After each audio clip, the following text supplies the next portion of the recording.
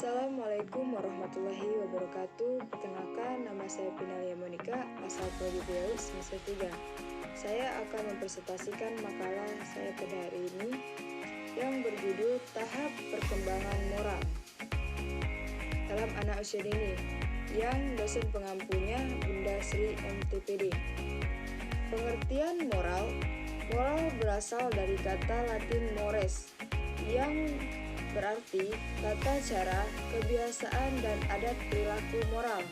Berarti perilaku yang sesuai dengan kode moral kelompok sosial.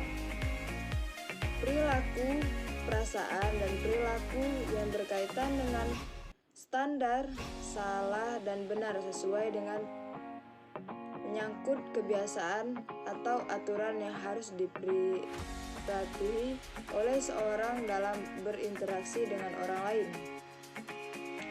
Dimensi moral yang pertama, dimensi interpersonal, aturan nilai dasar dan penilaian individu. Dimensi ini mengatur atau mengarahkan aktivitas seorang terhadap saat dia tidak terlibat dalam interaksi sosial. Yang kedua, dimensi interpersonal, tidak memperhatikannya adalah pada apa yang harus dilakukan individu saat berinteraksi dengan orang lain.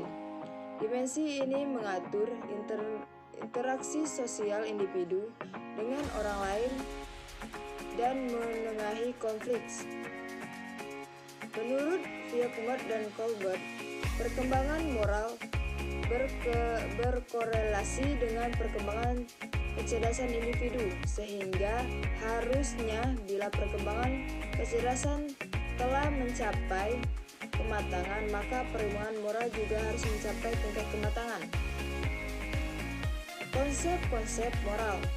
1. Perilaku yang telah menjadi kebiasaan anggota kelompok atas suatu kebudayaan. Yang kedua, peraturan perilaku menentukan pola pikiran yang dihadapkan dari seluruh anggota kelompok. Teori Colbert mengemukakan teori perkembangan moral berdasarkan teori Viacomert, yaitu dengan pendekatan organismik melalui tahap-tahap perkembangan yang memiliki urutan pasti dan berlaku secara universal. Secara itu, Colbert juga menyelidiki struktur proses berpikir yang mendasari perilaku moral. Konsep pertama, memahami perkembangan moral. Proses internalisasi, yaitu pembuatan yang terjadi dalam perkembangan di mana awal perilaku ini dikendalikan oleh kekuatan luar diri sendiri, dikendalikan oleh standar dan prinsip-prinsip internal. Dan tahap-tahap perkembangan moral menurut Colbert. Pertama, tingkat prakonversional. Moralitas prakonversional, perilaku anak tunduk pada kendali eksternal. Tahap pertama, orientasi pada peraturan dan hukuman. Anak melakukan sesuatu agar mendapatkan hadiah, tidak mendapatkan hukuman. Yang kedua, relativity hedonics. Anak tidak lagi secara mutlak tergantung aturan yang ada. Mereka mulai menyadari bahwa setiap kejadian bersifat relatif dan anak tidak berorientasi pada prinsip kesenangan. Yang kedua, tindakan konvensional. Moralitas konvensional fokusnya terletak pada kebutuhan sosial. Tahap ketiga, orientasi mengenal anak yang baik. Anak memperlihatkan perbuatan yang dapat dinilai oleh orang lain. Tahap keempat, mempertahankan norma-norma sosial dan otoritas. Menyadari kewajiban untuk melaksanakan norma-norma yang ada dan mempertahankan pentingnya keberadaan norma. Artinya untuk dapat hidup secara harmonis Kelompok sosial harus menerima peraturan yang telah disepakati bersama dengan melaksanakannya. Yang ketiga, tingkat post-konversional. Moralitas konversional individu mendasari penilaian moral pada prinsip yang benar secara inherent.